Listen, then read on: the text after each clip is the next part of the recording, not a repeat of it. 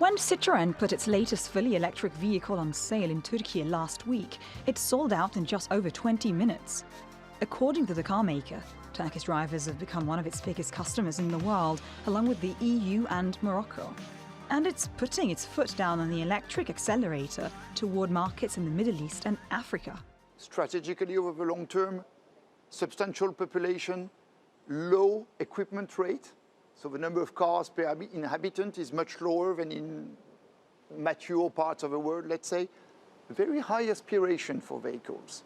So freedom of mobility, status are extremely important. Buying a car is a social statement. So we love those places because they're very keen. And Turkey's similar requirements for cars as Europe make the country an obvious base to expand the company's sales. As part of its push towards electric cars, Citroen has just unveiled its latest model, which is a zero-emission alternative to hatchbacks and SUVs. And it's decided to hold the event here in Istanbul, at the crossroads of Europe and Asia. The Turkish government estimates there will be more than 1 million electric vehicles on the road by 2030. And it's pledged more than $20 million to set up a network of 1,500 charging stations across the country. But more infrastructure will be needed as the industry develops. Is the infrastructure ready in Turkey today? The answer is no, clearly. But to be honest, it's not even ready enough in Western Europe. Is the population ready? I would say yes. You know, the Turkish customer is an extremely connected, modern, engaged customer.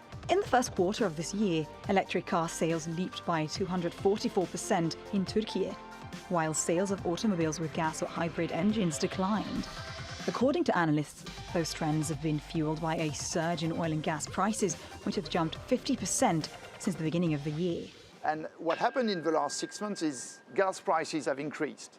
And this has a direct impact on the realization of people that fossil fuels might be in limited supply. I'll give you a very obvious example. The fuel price in Western Europe crossed the €2 per litre line maybe 6 months ago. In a week, the volume of sales of Citroen Ami increased by 40%.